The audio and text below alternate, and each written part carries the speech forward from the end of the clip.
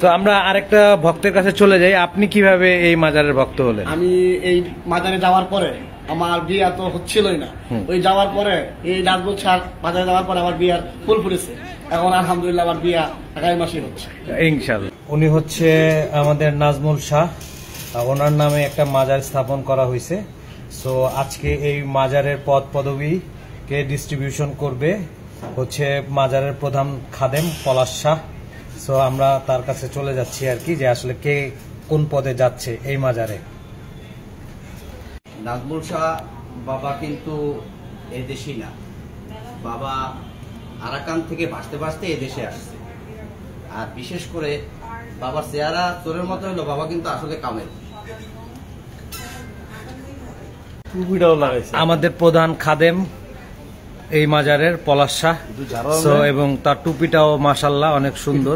So আপনি আমাদের পদ পদবীগুলো আজকে দিয়ে দেন, যে কে কোন পদে এই মাজারে থাকবে দায়িত্বে। ভাই আমার মাথায় যে টুপিটা দেখছেন, এটা কিন্তু নাজমুল শাহর মাজারের টুপি। আচ্ছা, মার হাবা মার হাবা। এখন আপনার আমারটা আমি বলি, আমারটা হইলো আমি হইলাম প্রধান হোতা। আচ্ছা, মানে প্রধান খাদেম আর কি। হ্যাঁ, আচ্ছা, আরেকজন আছে প্রধান খাদেম, আমি হলাম প্রধান হোতা। আচ্ছা, হোতা মানে কি? এটা তো তারপরে আমাদের এখানে যে আপনাদের একে একে পরিচয় করাই দিচ্ছি। হ্যাঁ, এই যে আছে, এই যে দেখেন এখানে আছে একজন, এই যে দেখছেন এই লোকটাকে, উনি হইল যে মহিলাদের বাচ্চা হয় না তাদের ঝাড়ফুঁক দেওয়া, তাদের কি কি ট্রিটমেন্ট করা লাগবে, কি কি পানি পরা দেওয়া লাগবে, হ্যাঁ, পানি কিভাবে দিতে হবে, কিভাবে কি করতে হবে, এগুলো সম্পূর্ণ জানেন এই লোক। ঠিক আছে, উনির নাম হইল ফয়সাল রহমান। ঠিক আছে, উনি এ ব্যাপারে এক্সপার্ট।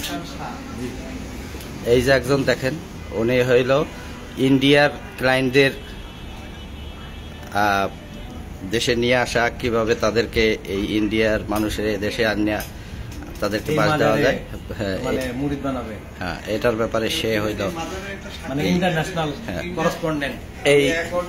এই যে আছে, ঠিক আছে, এ হইল ওখানে মোমবাতি আগরবাতি, হ্যাঁ, যা আছে এগুলো ওখানে সেল করবে, ওখানে তার দোকান থাকবে। ঠিক আছে, ভালো করে চেহারাটা দেখে রাখেন। ওনার নাম হইল রাকিব হাসান। এই যে দেখেন একজন, উনি হইল দেশীয় ক্লায়েন্টদেরকে বলবে যে কিভাবে নাজমুল শাহর মাজারে আসবেন, সে কি উপকার পাইছে। তার একদিকে মাজা কোমর ভাঙ্গা ছিল, নাজমুল শাহর মাজারে আইসা সে উপকার পাইছে, এবং দেশি ক্লায়েন্টদের সাথে সে মার্কেটিং করবে। এই হইল একজন, দেখেন এই যে দেখছেন চশমাও আছে তার, সে হইল রেন্টেকারে চাকরি করবে। ওখানে কিভাবে রেন্টেকার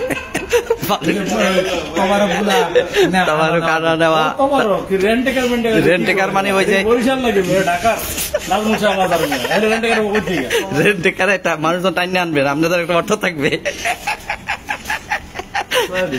আর এই হলো প্রধান খাদেম, দেখছেন এই প্রধান খাদেম, এই সবকিছু বুঝাই দিবে, কেমনে কি করতে হবে, ডিস্ট্রিবিউশন করে দিবে। ঠিক আছে, কোথায় নেওয়া লাগবে, কি করা। আমরা আমাদের মাজারের জন্য দোয়া চাই, সামনে আমাদের এই মাজার যেন শুধু বাংলাদেশ না, ইন্ডিয়া, পাকিস্তান সহ সারা বিশ্বে আমাদের এই শাখা থাকবে। প্রয়োজনে আমাদের বাবার হাত পা খুলে খুলে বিভিন্ন জায়গায় আমরা এই মাজার স্থাপন করব। ঠিক আছে। আর এই যে নাজমুল শাহ, এই নাজমুল শাহ কিন্তু আসলে কবরের মধ্যে থাকবে, কিন্তু কবরের মধ্যে এসি থাকবে, ওয়াইসি থাকবে। বাবাই কিছু করতে পারবে না, ট্রান্সফার করে দিবে। এই যে দেখেন এর কাছে ট্রান্সফার করে দিবে। ঠিক আছে,